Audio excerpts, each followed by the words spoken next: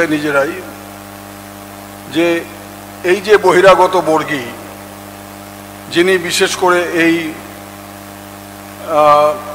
ভিডিওটি টুইট করেছেন এবং যিনি এই মিথ্যে প্রচার ফ্যাক্টরির ম্যানেজার, সেই বহিরাগত বর্গী তিনি বাংলার নির্বাচিত মুখ্যমন্ত্রীকে বিদায়ী মুখ্যমন্ত্রী বলেছেন এবং আরও বেশ কিছু নোংরা কথাও বলেছেন।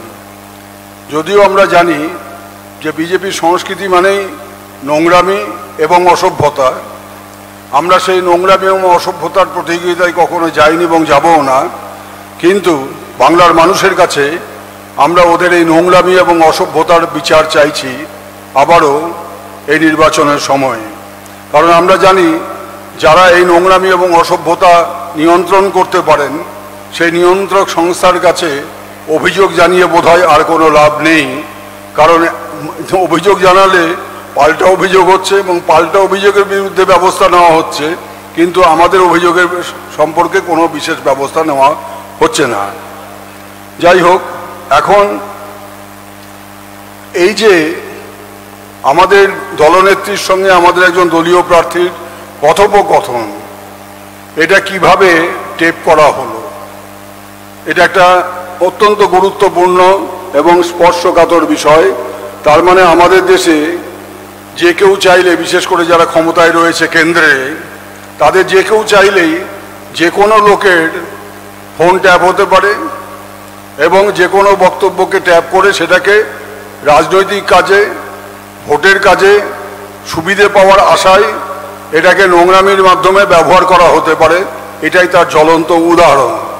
আমরা সংসদের ভেতরে দুই কক্ষে, লোকসভাতে এবং রাজ্যসভাতে আমাদের দলের সংসদরা বারবার এই যে ফোন ট্যাপিং এর বিষয়টি, এবং আমাদের রাজ্যের মুখ্যমন্ত্রী ফোন ট্যাপ হয়, সাংসদদের ফোন ট্যাপ হয়, আমরা একাধিকবার এটা উত্থাপন করেছি এবং কেন্দ্রের যে সংশ্লিষ্ট মন্ত্রী তিনি বলেছেন যে না, কোনো মুখ্যমন্ত্রী বা সাংসদের ফোন ট্যাপ হয় না।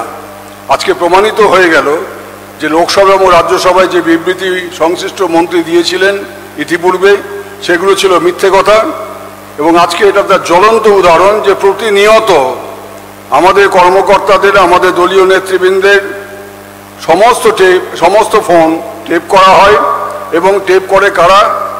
ওদের ওই যে মিথ্যের যে ফ্যাক্টরি, সেই ফ্যাক্টরির ম্যানেজাররা, বহিরাগত বর্গীরা। আমরা এই তীব্র নিন্দা করছি এবং বাংলার মানুষের কাছে আমরা এর বিচার চাইছি। আপনারা জানেন যে এই যে বহিরাগত বর্গী যে এইসব টেপ করে আর টুইট করে, এ খুব বিখ্যাত বা কুখ্যাত হয়ে উঠেছে দীর্ঘদিন ধরেই। কারণ আপনাদের হয়তো মনে আছে যে লখনৌয়ে যখন সিএএ বিরোধী বিক্ষোভ চলছিল, তখন বলা হয়েছিল যে ওইখানকার সমাবেশ থেকে দেশ বিরোধী স্লোগান দেওয়া হয়েছে, যেটা ইতিমধ্যে প্রমাণিত হয়েছে সম্পূর্ণ মিথ্যা। বলা হয়েছিল একটি বিশ্ববিদ্যালয়ের শিক্ষার্থীরা নাকি ধর্মীয় উত্তেজক স্লোগান দিয়েছিল, সেটিও মিথ্যে প্রমাণিত হয়েছে। একজন সাংবাদিক সম্পর্কে বলা হয়েছিল যে তিনি সিএএ সম্পর্কে যে সমস্ত কথা বলেছেন সেটা রাষ্ট্রদ্রোহিতার সমান এবং এই কারণে তাকে গ্রেপ্তারও করা হয়েছিল, সেটাও মিথ্যে প্রমাণিত হয়েছে।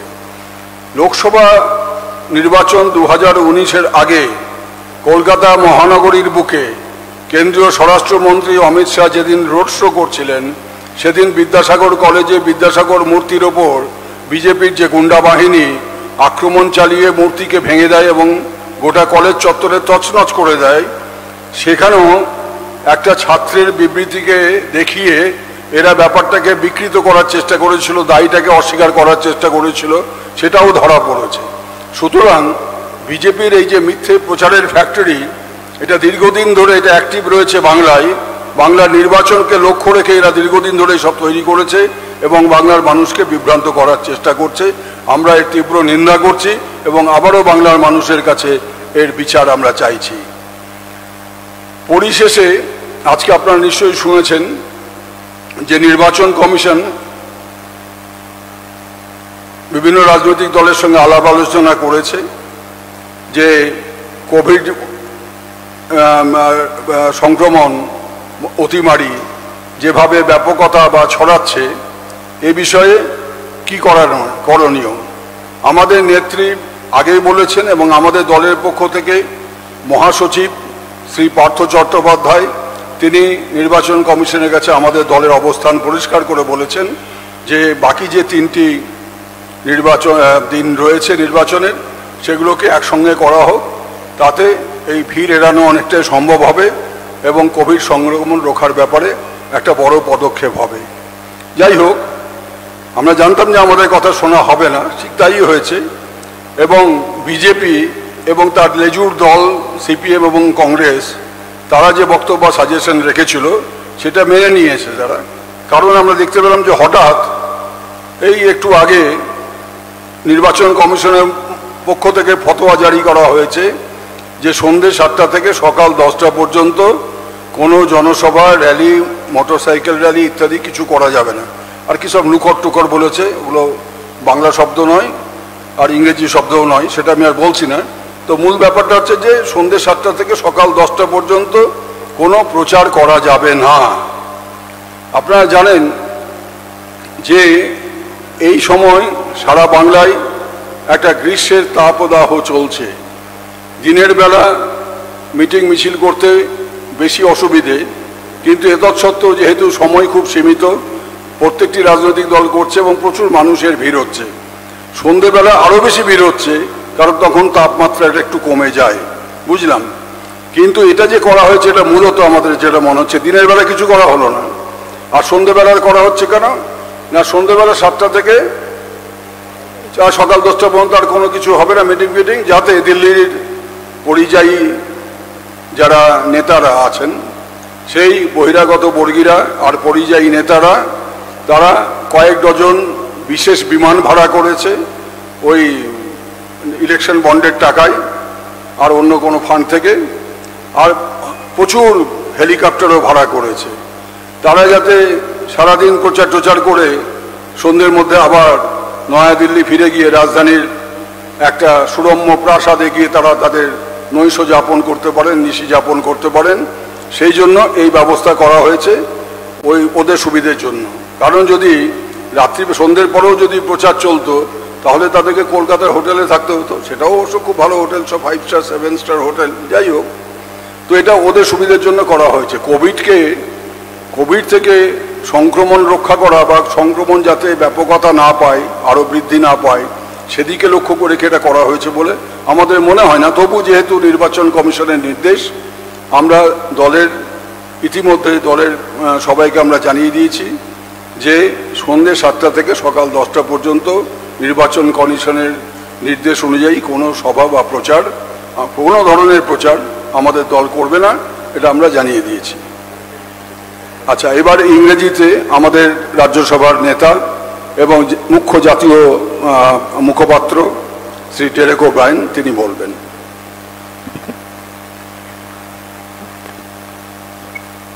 সুখেন্দুদা তো এই অডিও টেপটা চালিয়েছে, আমি একটু ইংরেজিতে বলবো, তারপরে আপনারা জিজ্ঞেস করতে পারবেন অডিও টেপ নিয়ে what is the problem with audio tape. তো আমাদের this is in English, our stance has been very clear: health first, safety of citizens first, politics later. That is why today Mr. Subroto Bokshi and Mr. Partho Chatterjee were at the EC. Before that we had made requests. We wanted all the 3 phases to be clubbed into one phase. But the umpire has said no. So we will respect the umpire. Today, the umpire has said 7 p.m. to 10 a.m. no campaigning. This is very suitable to those living in Lutyens bungalows in Delhi. They have a nice breakfast in Delhi, fly down to Calcutta, do some meetings in the heat, and they will go back. Kill some more people also in Bengal, but BJP are wanting to do this. So, this will expose people to COVID, but it will meet one of their prime objectives. It will destroy more of Bengal and kill more people from Bengal. Mr. Modi and Mr. Shah. I don't want to even give any importance to this audio tape factory which they released. The problem is the people who are releasing this, they themselves don't understand the language. So we have played the tape. We have played the tape here. The big question is, who is recording all these tapes?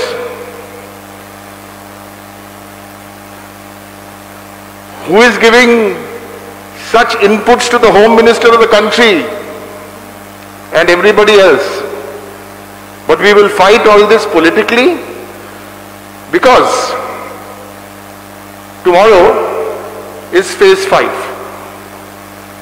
And since the Home Minister is a part-time cephalogist, a full-time campaigner, and HM doesn't stand for Home Ministry anymore.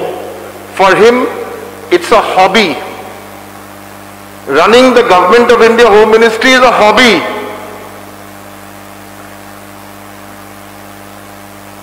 Let me also challenge the Home Minister, like we challenged him in Parliament and said he will not be able to make the CAA rules. Let me challenge him. Don't play mind games with us and Bengal. Don't repeat a lie. You were 3% behind Trinamool Congress in the Lok Sabha elections. You are more than double that percentage behind Trinamool Congress now. You are saying this to boost the morale. We will trounce you in these elections. The union minister, you have made him stand from Taliganj. Let him first try and come second. Winning is another matter. Babul Supriyo. 2 turncoat ministers you've taken, or not taken, you've gone. Let them try and win the seats. People of Bengal have decided once and for all, Mamata Banerjee is the chief minister, will be sworn in on a date in May. Before I hand it back to Shukhendu Da, every day they're asking us questions. So, Mr. Modi and Mr. Shah, let me ask you a question. First question we've been asking you for 3 months. সেটা তো আপনি fail করেছেন। আরে আপনার মুখ্যমন্ত্রী candidate কে, মুখ্যমন্ত্রী candidate কে, মুখ্যমন্ত্রী candidate কে? আপনি আনসার কি দিন? কি বলে দাদা? ভূমিপুত্র, son of the soil, বাংলার ভূমিপুত্র। তো বাংলার ভূমিপুত্র করতে কি হবে? গুজরাটের ভূমিপুত্র হবে? বা মধ্যপ্রদেশের হবে? ছেড়ে দাও, সেটা তোমরা পারলে না উত্তর দিতে। আরেকটা প্রশ্ন জিজ্ঞেস করো, কালকে প্রেস কনফারেন্স করো না, তোমাদের বিরোধী দলের নেতা কে হবে? তোমাদের বিরোধী দলের নেতা ওয়েস্ট বেঙ্গল অ্যাসেম্বলিতে কে হবে? নাম দাও। এখন যদি আপনাদের কোনো প্রশ্ন থাকে ওই টেপের ব্যাপারে বা যে কোনো প্রশ্ন, সুখেন্দু ভাই, ইংলিশ ফার্স্ট, ওকে চলো বলো।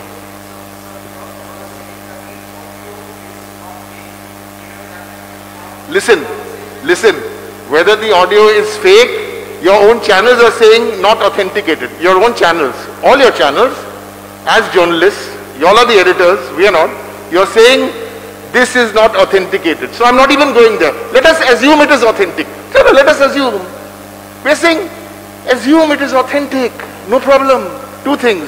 Who recorded? And number 2, please listen to the tape, make a translation of the tape, then play it back to the IT troll from UP and say, what do you want to ask about this tape? What did she say which is wrong? Listen. There are 2 parts to the BJP in press conference. 2 parts. In the first part, they played an audio tape. স্কুলে হতো না, তোমাকে একটা comprehension passage দিত, ওরা প্রথম পর্বে একটা টেপ চালিয়েছে, দ্বিতীয় পর্বে ওদের ইন্টারপ্রিটেশন করেছে। কি ইন্টারপ্রিটেশন? গুলবাল ইন্টারপ্রিটেশন। নাও ওভার, নাও বাংলা বাংলা বাংলা বাংলা।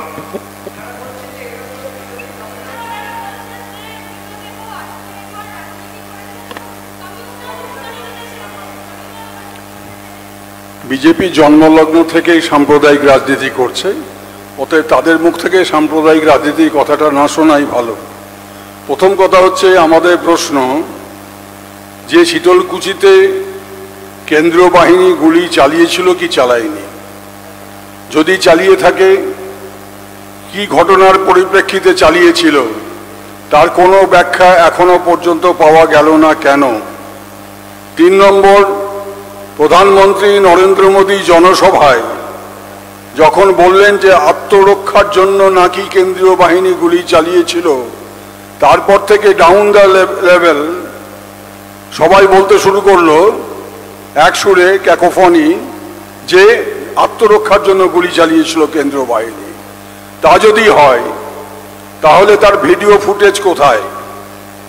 এবং 129 এবং 130 নম্বর ধারা ক্রিমিনাল প্রসিজিয়ার কোড, সেখানে পরিষ্কার বলা আছে ভিড় নিয়ন্ত্রণ করতে গেলে কিভাবে পদক্ষেপ গ্রহণ করতে হবে, এবং সেখানে বলা হয়েছে minimum force should be applied. এটা ভারতবর্ষের আইন। এই আইনকে কেন্দ্রীয় বাহিনী যে মানল না, তার দায়িত্ব কার? বিজেপির কেন্দ্রীয় সরকারের, নির্বাচন কমিশনের, ডিস্ট্রিক্ট রিটার্নিং অফিসারের, না কার? আমরা এখনো পর্যন্ত বাংলার মানুষ জানতে পারলাম না যে কোন ঘটনার পরিপ্রেক্ষিতে ওখানে গুলি চালাতে হয়েছে, এবং কেন লাঠি চালানো হলো না আগে, কেন কাঁদানে গ্যাস চালানো হলো না আগে। তারপরেও যদি গুলি চালানোর মতোই পরিস্থিতি তৈরি হয়ে থাকে, তাহলে পা লক্ষ্য করে, কোমরের নিচে গুলি না চালিয়ে বুক লক্ষ্য করে খুন করার জন্যই গুলি চালানো হলো, এই প্রশ্নের জবাব দিতে হবে। ইতিমধ্যে হাইকোর্টের মহামান্য হাইকোর্টের নির্দেশে সিআইডি তদন্ত শুরু হয়েছে বলে খবরে প্রকাশ, এবং আমরা আশা করব যে সিআইডি তদন্তের মধ্য দিয়েই সমস্ত বিষয়টি পরিষ্কার হয়ে যাবে।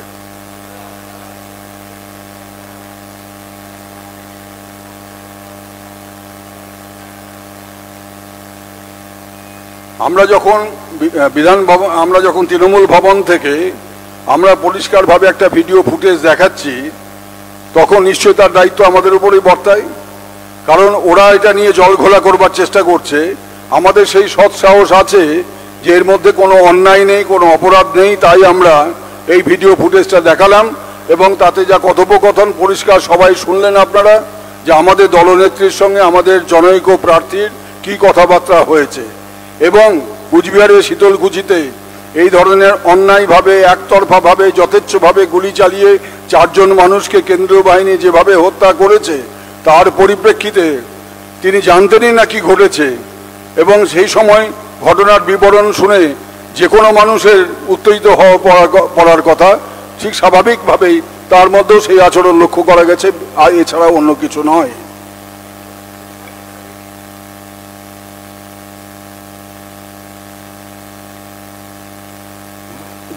This is our specific charge against the BJP government at the center, because it is within the domain of the central government, this telephone system.